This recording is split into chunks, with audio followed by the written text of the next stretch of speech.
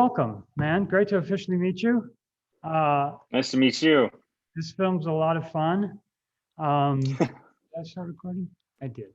I'm a big fan of your work. I've got a son who's a skater, and Sweet.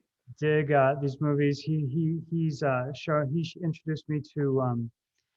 Well, no, I introduced him to Sundays, and Yeah. he really Oh, digs it. cool.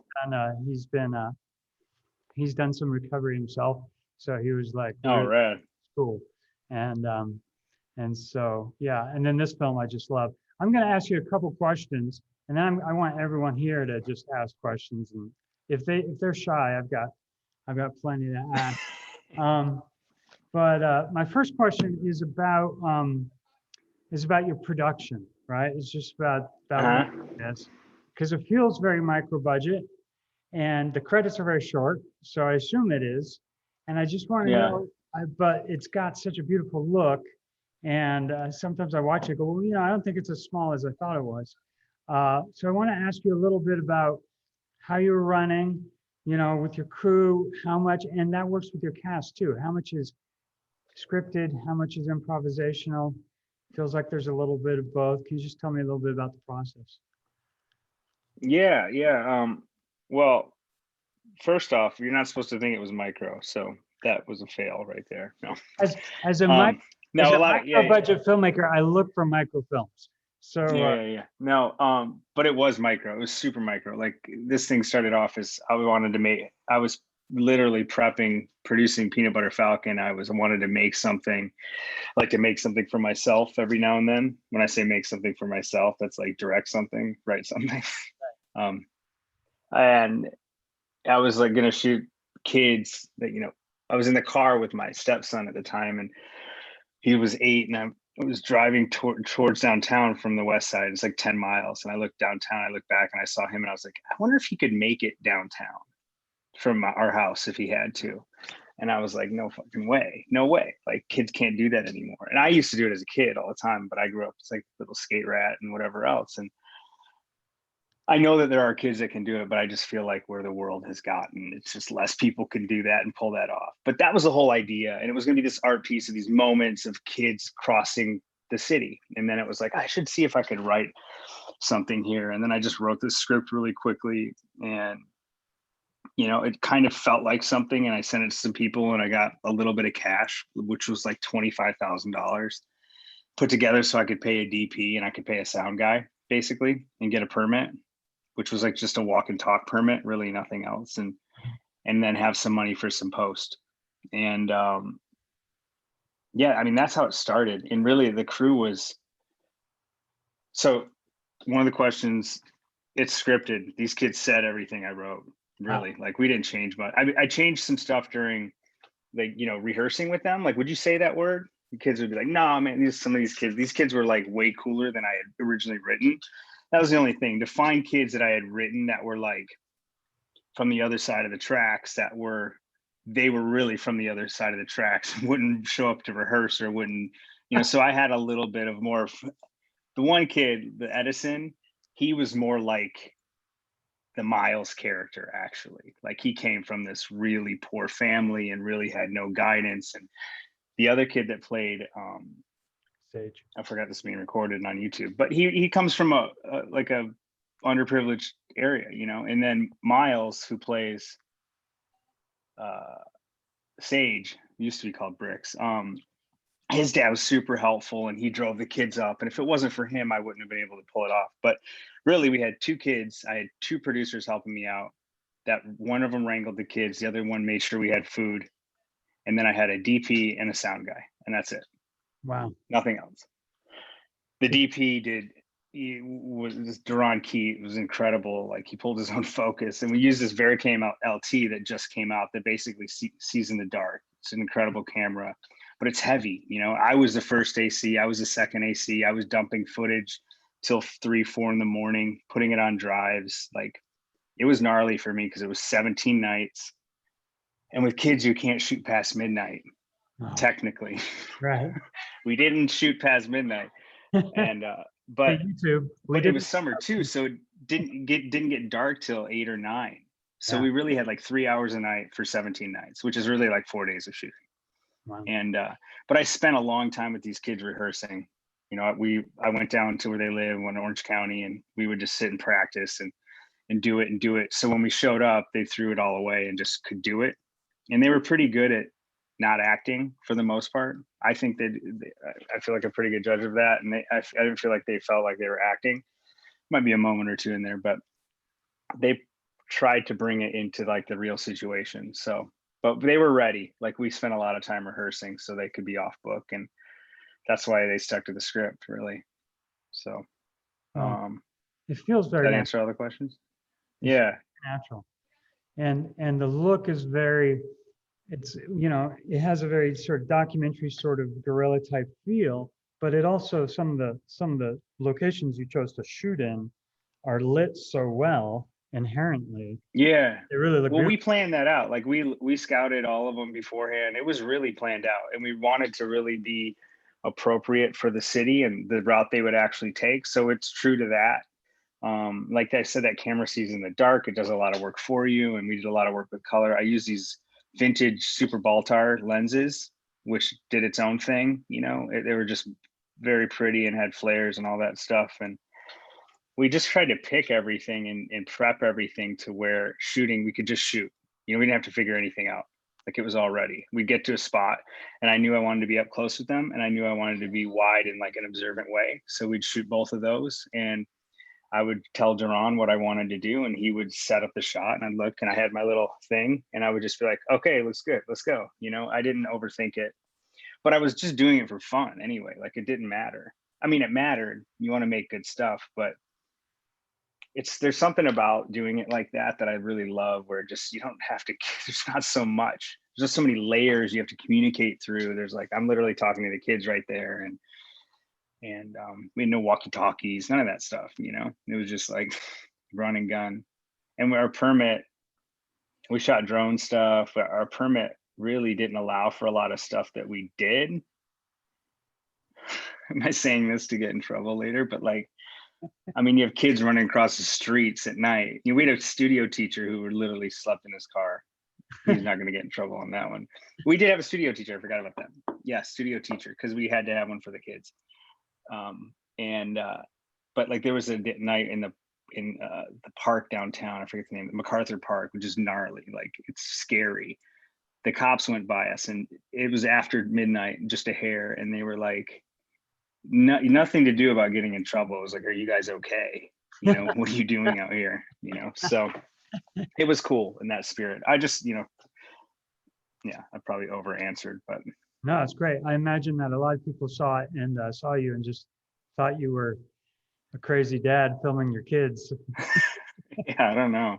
We just like not much of a production, you know, so just like a camera, and Very small. more worried about us, I think, getting robbed than we were to get in trouble, you know. Yeah, funny. Okay, I'm going to turn down. I'm going to start. You might. I don't know if you can see it. But Thanks for watching, by the way, everyone. Did you watch it on YouTube or Hulu or where? On Amazon. So that's on Hulu, and it's on YouTube. Tell all your kid friends to watch it on YouTube, because that's where the real money's at. Right, I know. I'm sure. I think it is, honestly. Like that's our best chance to make money on this thing is really YouTube now. Is it on YouTube just to watch the whole movie on YouTube, or is it a rental? Yeah, for free. No, it's free. You go on YouTube, you can watch. I mean, there's ads, which I think pays for it, but Amazon is like pennies. Right. Prime is pennies. I'm telling you guys all this. This is very transparent. You need to know that there's financially no money to be made. Kidding, kind of, but no, you're not. I've made films this size. I know. Oh, Hulu licensed it. That was good. So you can watch it on Hulu too right now. So. All right, I'm going to turn some of these questions over. So Cameron, you're first up. All right, how's it going? Hey, Cameron. Good movie. I really enjoyed Thanks. it. So I guess my main question, you mentioned it that you had sent the script to a couple people, and in response they like sent you the funding for the film. Is that like the primary funding for the film? How exactly did you ask them? Or was it just completely voluntary that they sent you that money? He wants some details. Yeah, I mean, I had made some stuff before this. Like I made a short called Belong that went pretty viral on a bunch of places, and it had a nice little festival thing, which helped me meet the director of Butter Falcon. And I had produced some movies before that. And I approached a couple EPs on two of the movies that I had made and said, "Hey, I have this little thing. What do you think?" And they loved it. And I mean, it was so, I guess, inexpensive. And also the camera house, I forget, I need to credit everyone here. The camera house, who gave me the helped me get the Vericam, they also invested in the film. So it was like a three-way split, more or less. And then I had a bunch of soft money, like edit, they did it for free to get paid later. So we're still trying to get there. But yeah, I mean, it was pretty, they loved the script and they had trusted me and they wanted to do something small with the opportunity that it could, be bigger than it ended up being. But, you never can tell. There's still opportunity for it. So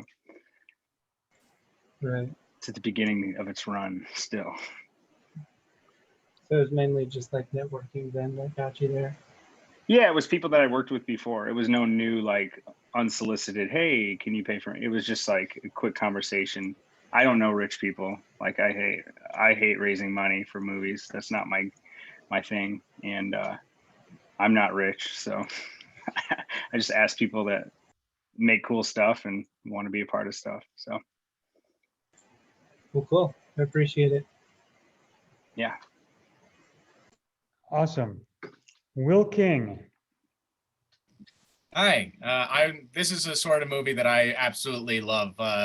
I've written one kind of similar to it, and I was taking notes through the whole thing as to like how it was structured and everything like that. It was great. I'd love to talk about like the writing process, but what I'll ask about instead is you kind of touched on already a little bit working with and directing kids.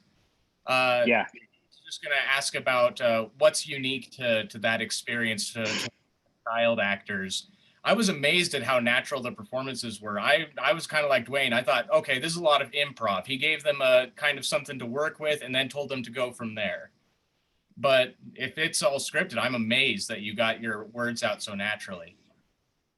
I think it may have been a mess if I let them do whatever they were going to do. Like I may have toyed with that idea, and these weren't the first two kids I cast. There were other kids that I was ready to work with that I pulled the plug on because they couldn't do it and they couldn't do it naturally. I didn't just pick two. I auditioned kids and you can tell. I mean, I can tell. I was an actor first. So I feel like I can tell if somebody's not being authentic and if they're acting. Because for me, it's just acting is just not acting. So I toyed with all those things, but it really came down to just like practicing being yourself in a situation over and over, and just getting better at that and learning the lines. Some people have different approaches, and I just felt like after trying different ways of, rehearsing with these guys, it was like, just learn this stuff, like take it home and learn it. We'll just say it over and over till it's in there. And then we'll apply that. Like I would practice, like if it was on a corner, I would practice on their corner by their house, or if it was a walk-in thing, we would walk and do it. We would just try to do it in whatever situation it was. So they would just get it down naturally. And if they weren't getting it, I would just tell them, I don't believe you, I don't believe you. Come on. You just smack them around a little bit and then, they're fine. Good. Yell at them, threaten to throw them in the middle of the road, all those kind of things. I'm gonna get in so much trouble on this.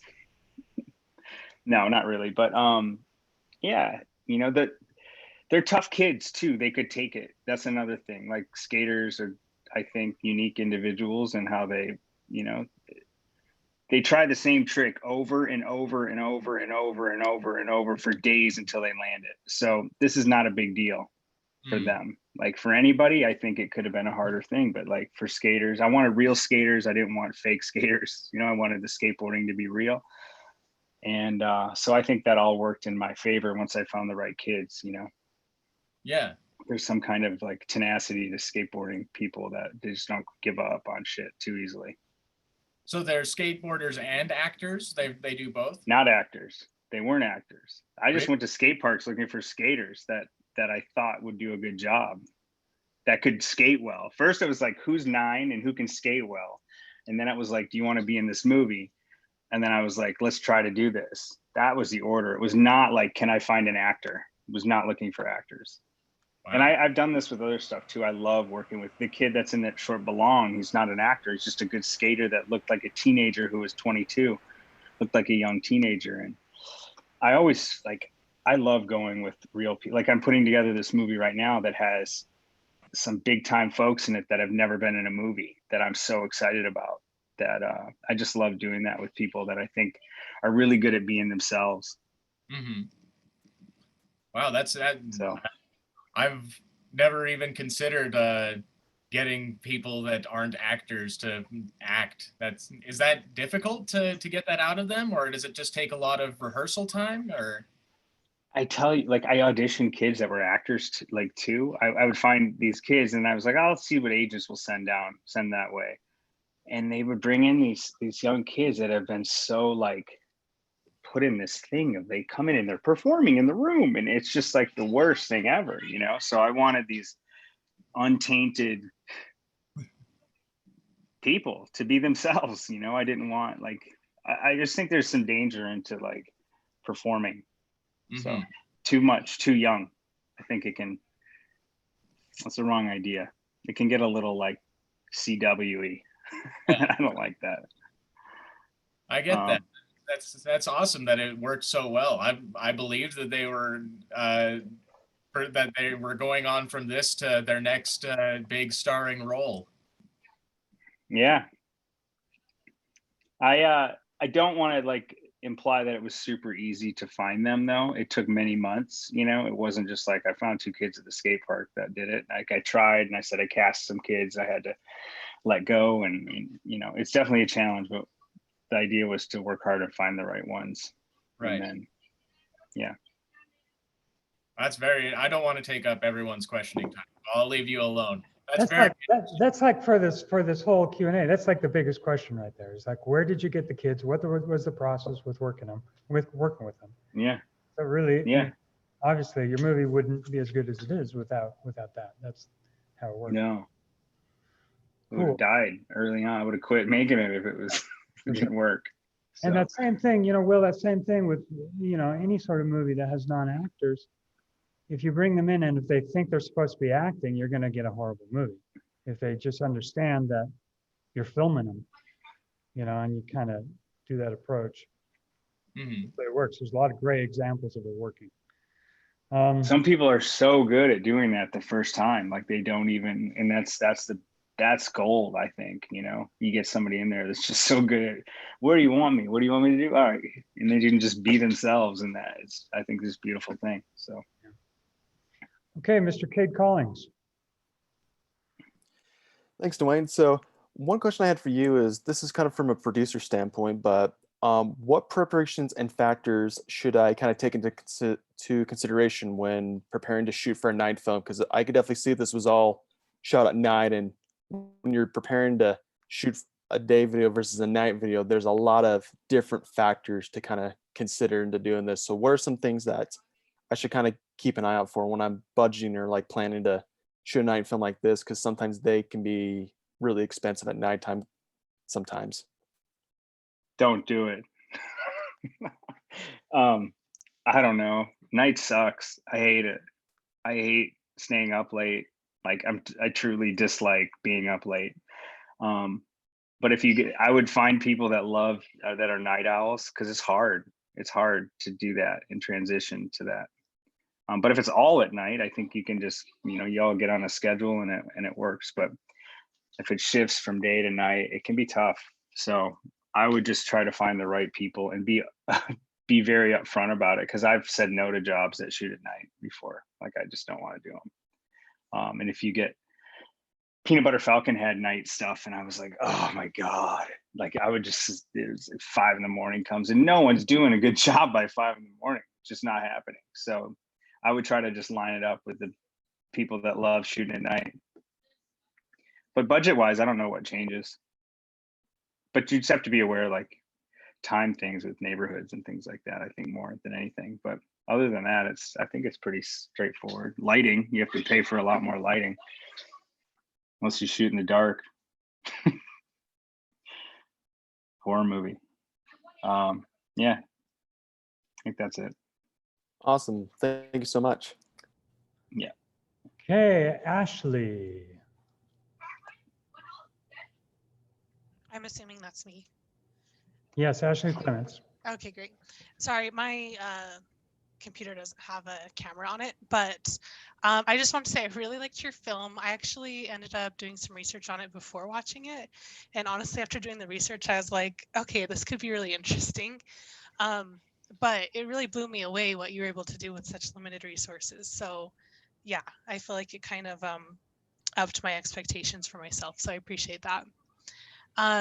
So my question was, I'm guessing with your limited crew that you probably were not just acting as director on set, but maybe had some other jobs to do and things to worry about.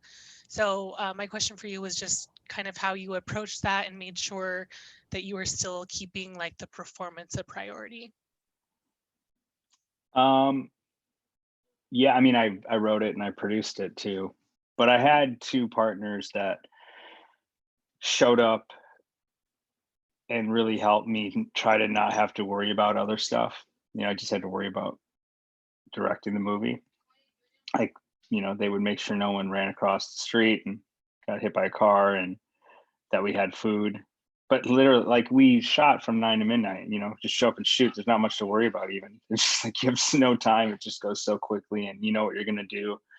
I think 2 nights we got, they were spraying down that train station with water and we had to pivot was one of the nights. And then I think it may have rained another night. Something happened one of the nights. Or we got in trouble and had to come back again. And Staples Center. Yeah, that was tough. That was not allowed. We had to come back to that. But yeah, it was more, I just automatically, because I have a producer mindset most of the time anyway. So I automatically, like, it naturally comes to like, I'm thinking about that stuff. And even though they were doing that for me with me, I would still, we were always in, like, I had my 2 hats on, but I really got to focus on the directing. It was, we knew what we were doing and drum was so good. It worked. It wasn't super stressful. The worst part was like coming home and dumping cards and all that stuff. Like that's not directing. That's like, oh my God, did I do that card or not that card? And I have to go look at it again. And I just like, I could have shot over footage that we, so that stuff was a little stressful. That would have been nice to have, like a data person or something, but yeah. That answer? Yeah. Can you hear there's a child in the other room gaming and he's talking loud. Can you hear that or no? No? Okay, good. Okay, cool. Here, Wild over here. It's wild over here, you guys. Earl, I think you have a question that you wrote entirely in the chat, but you can now ask. That's what I thought you were telling us to do. Hi.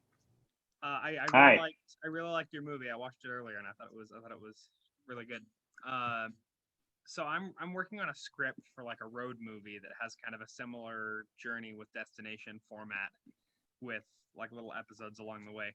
I was just wondering like how you came up with those kind of little episodes that the boys have throughout the night, and I guess more importantly, how did you make them lead into each other? Because that's the biggest problem I'm kind of running into, is the connective tissue of it. Well, I had a real life trip to work with. Not like I had taken that route before, but I knew where I was going and I was like, oh, there's a donut shop. Oh, Tito's Tacos is cool. So we'll stop there. And then the train station, I wanted to do something like that. Were they going to get a bus or train? I wanted them to maybe steal a car, one of them use the gas, the other one drive, and then that was like, I don't think I should do that, you know. Run out of food, they can't eat. I don't know, it came out from like, first I want to do this art piece with these things, and then I was like, I started to fill that out. Like the way that I write is I break it down first. I have a nice outline, you know, like I know exactly what's going to happen all the way through the movie until the end. So it's really just filling in the blanks, like what could happen here. And it, you know, you want it to be dramatic, and you want things to, you know, them almost to get caught, or almost starve to death, or almost kill each other, or, you know, whatever, escape, whatever exciting adventure type thing. But what's the big story? Is they're really just two guys that are, you know, separated, thinking they need this thing that's not even what they need, and what they have is each other, kind of thing. And yeah, I kind of filled in the blanks with what I really know here in LA, and what I with real life stuff, you know, real stuff that I did as a kid, you know, ran around, got in trouble, all that stuff. Cool. I didn't like imagine any of it. It was all like existed somewhere or happened before, you know? Yeah. That's cool. I don't think so. Maybe I did, but most of the stuff that I think of comes from something that I already did, or somebody else did, or, you know, road trip is like, I wrote this other road trip movie that's like Michigan to Florida, and I drove from Texas to Florida just so I could know what it felt like, and like what Florida looked like, and all this stuff. So when I wrote it, I was able to like have it in my mind, you know. And I spent some time in Daytona Beach, and then that was where I placed this movie, because I knew what it looked like. And I have to have a visual, and I was Googling stuff just to see what it looked like, so I could have a visual reference. I don't know if that sounds as cool as like making it up in my head, but I have a hard time picturing this land or whatever it is without seeing it before somehow. So Yeah, that makes mostly sense. off experience. Yeah.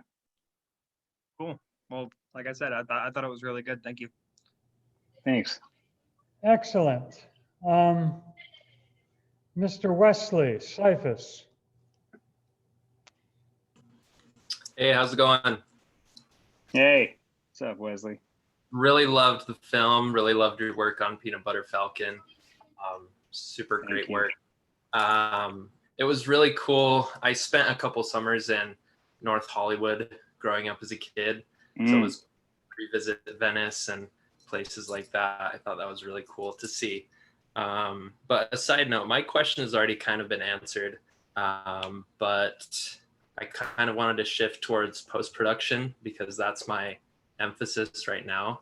So you've already kind of touched on how you bridge the gap between production and post with all these cards and having to deal with all that crap by yourself. Did you have someone else working with you during post, or kind of what did the post-production workflow look like for you on this kind of budget? Yeah, I didn't edit the film. This guy Pete Lazarus edited it. He's a good pal of, you know, I just know him from family friend, and he's an editor. And, you know, I was like, hey, I got this movie, you want to edit it? And he was like, sure. And, you know, so he did a cut. I had a bunch of notes. I was like, this sucks. Like, what are we doing? And then it sucked again. And then we changed some stuff. And then we just went through. It was like, well, I think I was, you know, early on, I was too close, and I wanted it like the script. And then I let him just like tear it apart, you know, and it really tightened it up. And then we'd go through it together. I really am like hands off. Like, I hate sitting in a room going like dragging frame by frame. I hate it. I'd rather just go like, I'm not an editor, you're the editor, edit the film and then show me it after you're done. So I have to do that part. Like, I almost want to just not even deal with it. And then, you know, we had to try some things too, because, you know, music was tough, really tough. I had all these like old dope hip hop songs that I grew up with, and I couldn't get cleared on a lot of them, but I did. I got a lot of songs that I liked just by writing letters to people. And then I got this artist, Open Mike Eagle, to recreate 3 songs with this other guy, Fernando, and Emily from, what is her band? Something War. they all three worked together separately and made this music. That's the song, the credit song, the song when they're playing skate, the song when they escape from grandma's house, which is this, we made a song that was like this Far Side song that I had in place there. And then there's that other song where they're skating that spot downtown in Jaquan with that pro skater that picks them up in the car, Joey Brzezinski. That sounded like this other song. I was like, I want a song that feels like this. And that they made this music just off. Like, I didn't know the guy. Like, I just emailed somebody and got a hold of somebody, and I got a lot of no's, but then I actually got great people that helped out too. So that was a ton of work. Like, this posting was as much work as making the movie, like getting the edit right and getting the music right. And I had this guy, Dorian Chia, who's like this amazing Juilliard trained violinist that I know from something else. And I was like, hey, will you do the score here? This was like after Moonlight came out. And I was like, I love that way they did that. Can we mix this with like beats and stuff like that and make it more whatever? And yeah, so it was cool. Like, I got all this different stuff from people. Like, I wouldn't want to do the whole thing again like this, because I kind of asked everybody that I would ask. It's hard to do that over and over, but I hadn't done this with a feature yet, and it was just mainly for fun too. Everybody kind of wanted just to play around. And then I had this great colorist that I found on Mandy. Is that thing still around? Mandy.com. Mandy. This dude that, like, huge colorist, does these million dollar commercials. And I was like, I looked at his reel. I was like, wait, you want to color this? He's like, yeah, I'd like to do a feature like a year. And he colored it. Ace of Fox is amazing. I got to go sit at the mill. Like, I didn't pay for any of that. Like, it was all all free. Free for money, but not free for people's time. But they all wanted to. Like, I hate asking for favors when people don't want to. So I would preface it with, like, I'm not asking you because I need a favor. Only if you want to. Would you like to be a part of this thing? And a lot of great people helped out. Like, so many people helped out. There's so much soft money involved in this thing that, post is a lot of work because there's nobody left to work on the movie except me. So I have to deal with all of that stuff and put it all together. And I exported all that stuff. I did it all. Like, the editor didn't do that. I got it ready for the distributor, and I didn't have to. There's all these myths that you have to pay all this money to get stuff ready for distribute. You don't. You can do it all now. Like, I did it on Premiere. And so I think you guys probably know that by now, but yeah. That's but awesome. It sucks having to learn all that stuff. Yeah. Well, yeah, it was definitely a super beautiful film, very artistic. I was gonna touch on the music because it was like a very like mystical feel to it, and that's kind of just how like the LA area is mysterious and mystical and awesome. So yeah, thanks for making this super awesome film and for chatting with us. Really appreciate it. You just made me. I think the soundtrack's on Spotify now. Oh, okay. I'll have to check it out. I'm gonna look. It is. That's amazing. That's awesome. Very cool. That's Fernando put that together. Super cool. Yeah, I want to. Cool. Thank you, Wes. We're going to go on to the next question. I want to make a general announcement to everyone who's here. There seems to be some confusion. If you have a question, just put your name in the chat. It's turned off, so you can't chat to each other. That's on purpose. You can chat to me. I'll see it. And so go ahead and just put your name in there, and I'll call on you. So Chase Kaler's next. Sorry, I had to find the unmute button. There were two things in this film that really stood out to me. The first one being kind of like the purpose of the journey, going for this competition, like putting your hands on the truck. That's something that when I first saw on TV or heard about as a kid, I always thought like, oh, that would be the easiest thing to do. Like, I could win so much money, because how hard would it be to just touch a truck for how many hours? And I think a lot of kids have that mindset. So I thought that was a genius kind of MacGuffin to get them to go on this trip. And then I loved the drawing, and he had it filled with skateboards. Like, they would just randomly have a truck filled with skateboards these skater kids could go be part of that competition. So I love that. My wife drew that. Did you? Yeah. That's pretty awesome. And then I really liked the tension that you put in the film, especially because it kind of made, you know, that world scary, even though there was really nothing besides like the muggers that was really all that threatening. But just being in rough areas that late at night can be frightening to even a full, you know, grown adult. So being a kid, like you can just kind of feel that tension and that worry the whole time because you're like expecting something really horrible to happen to them. I really enjoyed that. I guess that was more comment than a question. I guess my question would be like, how did you kind of get into those mindsets of the kids? Because you did it so well. Like, did you base that just purely off your own, you know, childhood, or just like watching your kids, or how'd you kind of go about that in the writing process? Of them being afraid? Well, Or- no, more just like kind of the way they think and the way they use logic, like especially with the competition with the truck. Yeah. You mean in Where the it's writing? like, I feel like every kid has that thought, like, oh, that's easy, I could do that. Where do those? Oh, ideas- that was just me thinking like that, you know, as a kid. Really, I try to, like, I think I'm still a kid. I try to just think of what it would have been like, you know, to be young out there and doing that. And there's such like an innocence, but also like what's the word I'm looking for, where you're just oblivious to it too. Like that was, if there's one thing that was really hard, was to have them be afraid, or to have even Edison be afraid, because he did not give a shit about being out there at all. Like he didn't care. Like it was nothing was scary about this to these kids. Like they're just not those kind of kids. So that was a challenge for them to portray that this might be like some of those moments. I think if I have the hardest time with any of them, it's some of those moments where he's like really believing that he was really scared there. Like, you know, I want to call my mom and stuff like that, because that was hard for him to pull off. I think he did a good job, you know, but that stuff, I don't know if that answers your question, but No, it did. It sounds like these kids are tougher than your average audience member would be. yeah. Awesome. Well, thank you. I really appreciate it. I love the film. Thanks, and Chase. appreciate you spending the time. Appreciate it. Cool. We have Ethan Milton. Hello, how's it going? What's up, Ethan? I really liked the movie. It was really good.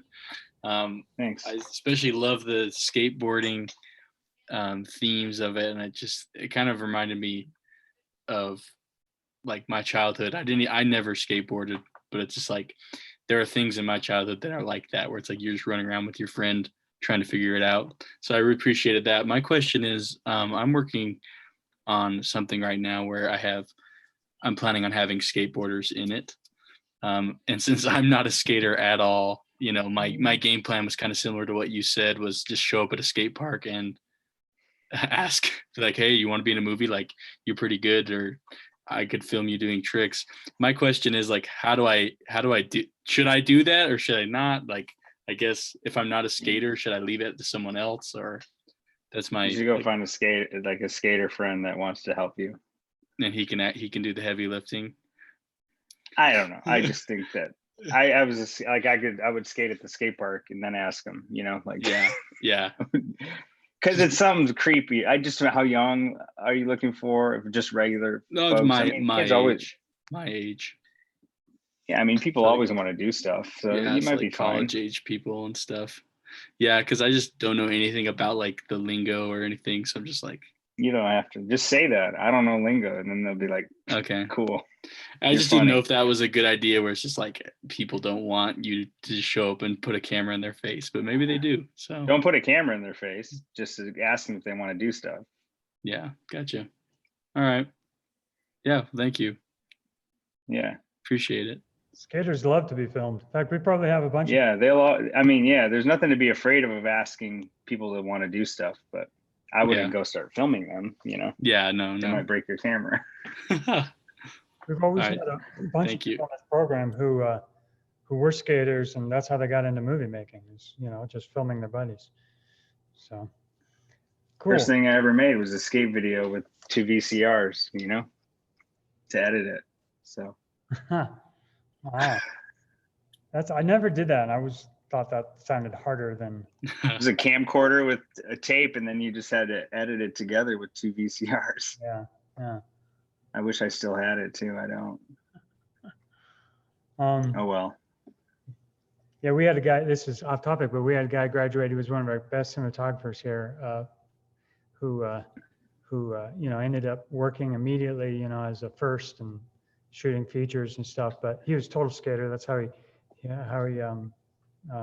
he used to coach for years. I always say it wrong. My son always laughs at me. Is it Woodacre or whatever? It's a big camp. Woodward. Woodward, that's it. And he used to work there and stuff. But anyway, he was like first thing on a commercial, and they were like filming a skater in a bowl, and so when the DP said, "So if only we could like follow behind him somehow," and he said, "Well," he said, "you could skate behind him." He goes, "Yeah, but who could do that?" He goes, "I can do that." And they're like, "Oh," and so they rigged him up, and he got his board out of his car and followed him around in the bowl and sent me the footage. He said, "Wow, that was the best day of my life." Anyway, super cool. It's a good skill. Go out and start learning it. Okay, Normandy. Sweet. Hi, I'm Normandy. My question was, I was just watching, and I'm not a producer, but for some reason I was thinking about this, seeing all the people in the background, because I can't remember why I even learned this at some point, not even for the CineSkype, but I just knew that this was like a run and gun film. But seeing like all these people everywhere, and like people on the bus and stuff, and I was just wondering, like, with like impromptu extras, did you like ask permission, or was it like a don't ask, don't tell sort of situation? You just like got on the bus and started shooting people, or how did that all go down? We rented the bus. The bus was fake. Oh, okay, cool. That we spent a little money on the bus. Nice. That's like the only other. But like the taco thing, we had releases, and then we, because the taco truck we talked to them. We're like, hey, we're gonna film here, and we put up a sign that said we're filming here, and if you walk in here, you're gonna be on camera. Nice. It's like a general release. I don't know how many people saw it, but and then anybody that we saw, that was like you could recognize, we got signatures from. And that was like with one of my partners would do. They would, make sure that we had that handled. And just run around with that. Very cool. Yeah. Okay. Yeah, that was just a thing I was wondering about as it was going along. And that makes sense with the bus, because I was like, how would they have made that work? So. Cool. Or if they were really truly featured, like those, there's a lot of supporting actors in this that we hired, like the grandma and all this stuff that, or I'd have friends show up for like a one-line thing, like the people, hey, the people that gave him money, those people weren't just random people. Like the stuff that needed planned was planned. Nice. And people showed up. Yeah. Very cool. Very cool. That was my only question. Thank you. Thanks. My favorite extra is the guy at the Venice skate park, the camera guy there with the big beard. He's like a photographer there standing on the side. Oh yeah. Yeah. I didn't know him. He was extra. Yeah. That was another general release. If you walk through here, you could be filmed. They're going to be on it. Yep. Crowd release. Okay. I have no one else's. I think that's the end of our students. I do have one question to finish us up on, and that is just to tell us about, in September, we showed Peterb Falcon, and we had Kevin Tent talking. Yeah. And so he just got elected like head of the editors something or other, big fancy name that I don't know the full name of. He's the president of the American Cinema Editors Society. Yeah. There you go. I could have never got Kevin to edit this thing, but right, that'd be amazing. Maybe.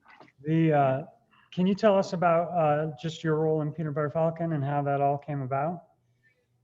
Yeah. I'll try to do a quick version, but like I said, I made this short film that got a lot of hype, and it played in North Carolina at this small festival, and Mike and Tyler, the directors, had a film playing there as well, and we hit it off like the first day at the cafe eating breakfast, and shared a story that was super coincidental to my wife. That had to do with my Tyler, nothing romantic, but like he was talking about this girl, and showed me, and I go, "That's my wife," and he's like, "Shut the fuck up." But it was like this whole thing.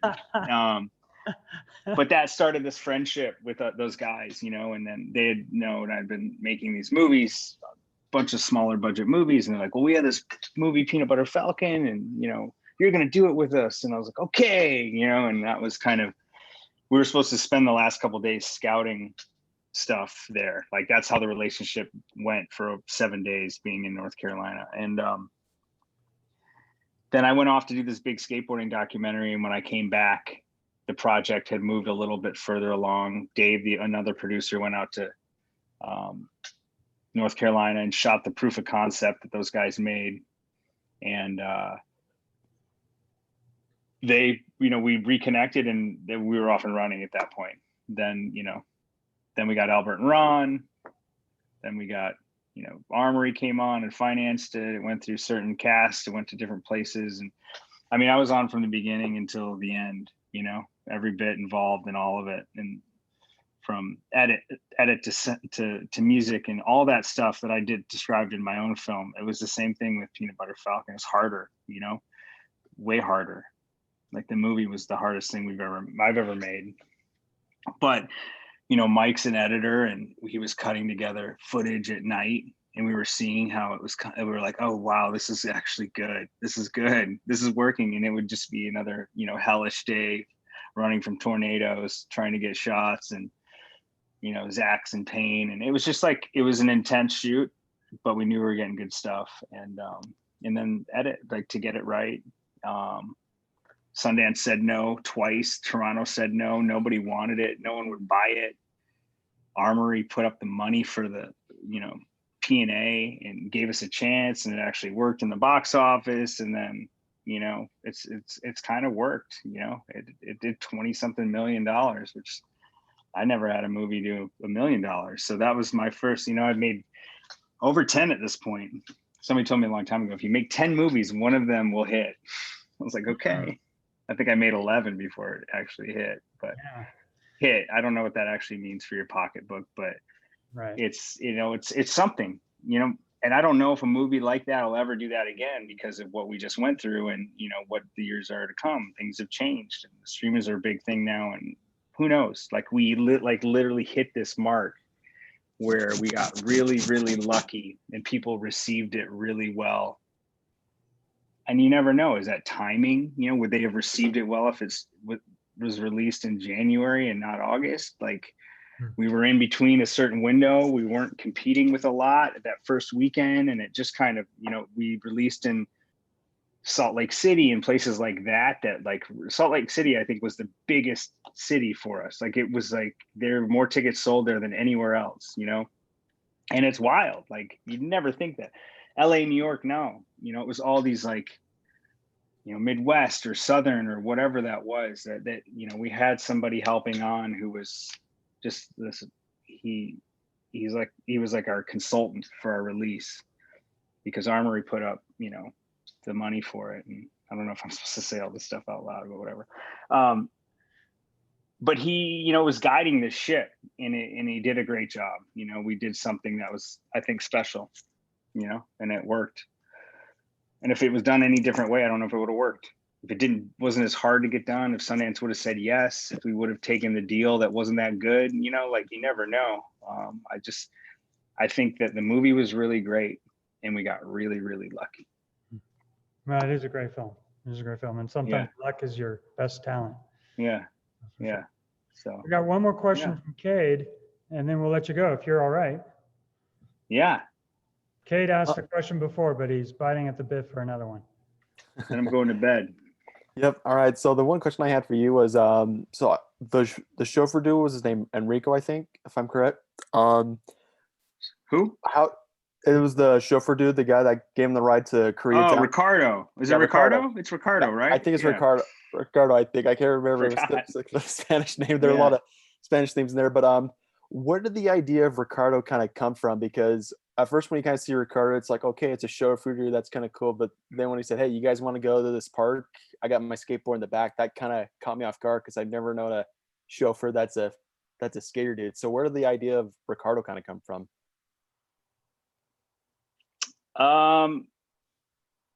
I wanted there to be a thing where they had a session with somebody, you know, and I wanted to feel like skaters grow up and do all kinds of shit. You know, they work behind cameras, but like they grow up to do stuff. Not everybody gets to be a pro skater, but like if I were driving a car and, you know, I'm 43, I can still skate. You know, if I picked up 2 kids, it was like, you want to hit this spot on the way? Let's do it. You know, like it was just as much fun for that limo driver as it was for them.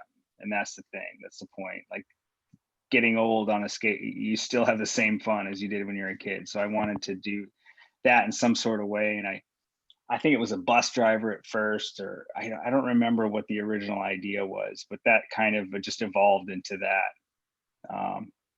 God, it was different stuff. I don't know what it started with. I can't remember at this point, but yeah. I was kind of just working out, how can I get them from this taco station further along, because we're running out of time here. Like we're taking too much time. So they need a ride. How can they get a ride? Well, let's have somebody pick them up. Who can pick them up? Well, I just done this big skateboarding documentary. I knew some guys and I was like, hey, maybe I can get one of these guys to be in my movie. And it was another way to get like audience too. I was like, if Joey or, you know, whoever's in this movie, then maybe the skateboarders will watch the movie more too, you know, like it was just like wasn't using them, but I thought it was just like, I don't know. I like doing that, like putting all walks of life in something, you know, like I said, I'm putting this other movie together where I have this like really crazy chef who's, you know, a lot of people know about, and this comedian, and there's just other things you want to open up the reach for the audience too, I think, you know, if people care. It was a long answer to your question, but No, that did make sense. Yeah, no, that made sense. Thank you. And yeah, like I said, I liked the Ricardo character. It just caught me off guard. It was very entertaining. I really liked the element how you used them in the film. So made a good job. Thank you. It's like when Selena Gomez was in Spring Breakers, right? You know, you got all these kids that like pop star Selena Gomez and they go see Spring Breakers because Selena Gomez is in there. So I was like, if I put Joey Brzezinski in this movie, maybe a bunch of skaters will show up and be like, I want to see Joey. And then they actually watch the movie and they think the movie's good. So There's a great moment in it though, where that's a kind of an inside moment where they look down at each other's shoes, which a lot of people don't catch that, but that's a total great skater moment right there.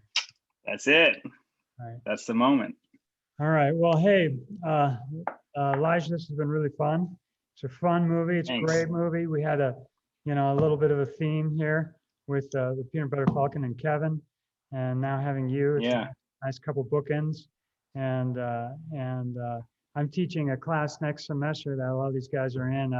That's about making your first micro budget feature, and we're going to talk a lot about this film. So thanks a lot, and appreciate you taking the time. Thanks, you guys. All right. Have a good night. Thank you. I'll see you guys later. Have a great night. Hey, and I'm going to make a little. You can, if you want to stick around, you can. But I got to make a little announcement to these guys. I'm going to bounce.